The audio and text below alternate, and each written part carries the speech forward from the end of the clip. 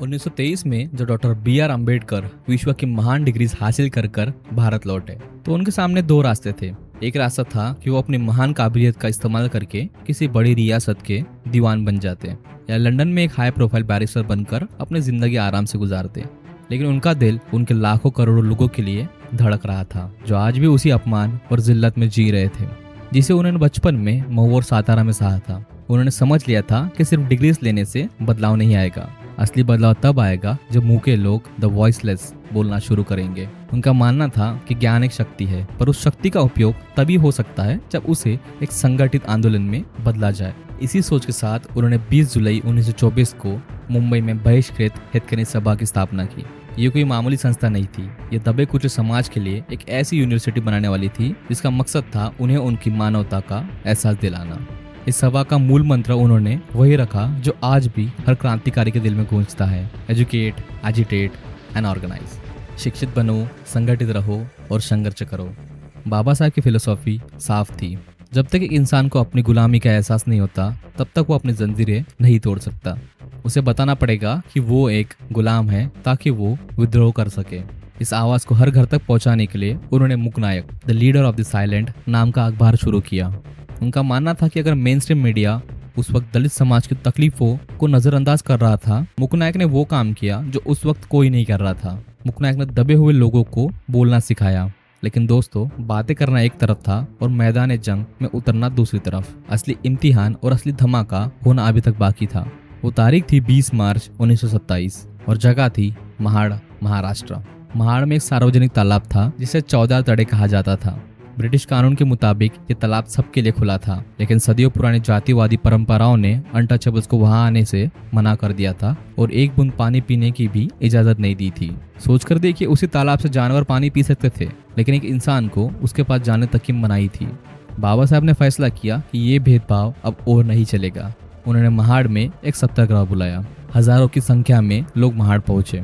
महाड़ की सड़कों पर एक ऐसी लहर थी जो भारत के इतिहास में पहले कभी नहीं देखी गई थी। एक तरफ वो लोग थे जो डंडे और लाठियां लेकर पुरानी परंपराओं को बचाना चाहते थे, और दूसरी तरफ एक महान स्कॉलर, एक बैरिस्टर अपने लोगों के साथ शांति से चल रहा था। ना उनके हाथ में हथियार था, ना उनके दिमाग में हिंसा। उनके पास सिर्फ एक ही संकल्प था और वो था डिग्निटी। जब बाबा साहब तालाब की सीढ़ियों से नीचे उतरे तो पूरा माहौल सांस रोककर देख रहा था। उन्होंने अपने हाथ नीचे किए, 14 तड़े के ठंडे पानी को छुआ और एक घूंट पानी पीकर सदियों पुरानी जंजीरें तोड़ दी। ये सिर्फ एक प्यास बुझाने का काम नहीं था, ये एक इंसानियत का ऐलान भी था। उन्होंने दुनिया को बता दिया कि पानी पर किसी एक जाति का कब्जा नहीं, बल्कि हर जीवित प्राणी का बराबर हक है। लेकिन इसका नतीजा भयानक रहा। अपर कास्ट के कट्टरपंथी लोगों ने अफवाह फैला दी कि अछूतों ने तालाब को अपवित्र कर दिया। उन्होंने शुद्धिकरण के नाम पर तालाब में 108 घड़े दूध, दही और गोबर डाले। जब बाबा साहब ने ये देखा तो उन्हें गहरा दुख हुआ।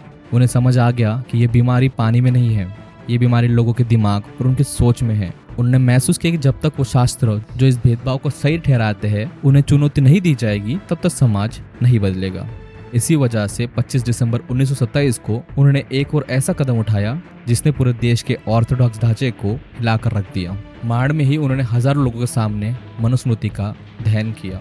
उनका तर्क साफ था, जो किताब इंसान को इंसान नहीं मानती, जो जन्म के आधार पर किसी को नीच और किसी को ऊंची कहती है, वो धर्मशास्त्र नहीं हो सकता। मनुस्मृति का जलना एक संकेत था कि अब शूद्र और अतिशूद्र समाज अपनी पुरानी पहचान को त्याग कर एक नया आत्मसम्मान पा चुका है।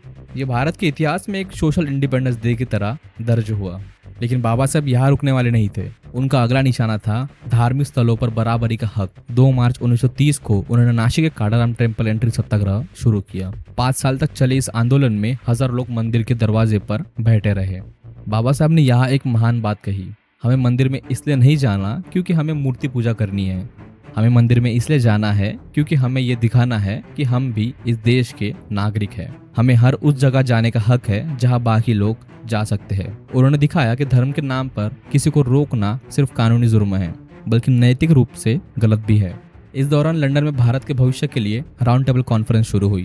डॉक्टर आम्बेडकर वहां पहुंचे और उन्होंने ब्रिटिश सरकार के सामने जो दलीलें दी, उन्हें सुनकर बड़े बड़े नेता दंग रह गए। उन्होंने कहा, आप लोग भारत की आज़ादी की बात करते हैं, लेकिन मेरे उन लोगों का क्या जो सदियों से अपने ही देश में दुश्मन की तरह देखे जाते हैं। उन्होंने डिप्रेस क्लास के लिए अलग पॉलिटिकल रिप्रेजेंटेशन की मांग की।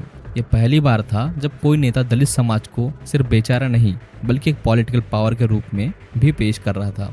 चैप्टर 4 एक ऐसे मोड़ पर रुकता है जहां बाबा साहेब अब एक नेता से एक महानायक बन चुके थे। उन्होंने अपने समाज की रीढ़ की हड्डी को मजबूत कर दिया था, लेकिन उनके इस बढ़ते कद ने उन्हें महात्मा गांधी के सामने ला खड़ा कर दिया था। गांधी जी सेपरेट इलेक्टोरेट्स के साफ साफ खिलाफ थे और उन्होंने येरवाड़ा जेल में आमरण अनशन शुरू किया, यानी कि फास्ट अनटू डेथ। एक तरफ गांधी जी की जान थी और दूसरी तरफ बाबा साहब के लोगों के राजनीतिक हक। पूरा देश सांस रोककर देख रहा था, क्या बाबा साहब झुकेंगे? क्या पूना पैक्ट भारत का इतिहास बदल देगा? और क्यों बाबा साहब ने आगे चलकर कहा कि मैं हिंदू पैदा हुआ, ये मेरे हाथ में नहीं था, लेकिन मैं हिंदू मरूंगा नहीं। इन सवालों के जवाब हम तलाशेंगे अगले रोमांचक चैप्टर नंबर 5 में। अगर आपको ये सीरीज पसंद आ रही है तो इस वीडियो को लाइक करिए और इस वीडियो को ज़्यादा से ज़्यादा शेयर भी करिए, ताकि हम बाबा साहब की अनसुनी बातें लोगों तक पहुंचा सकें।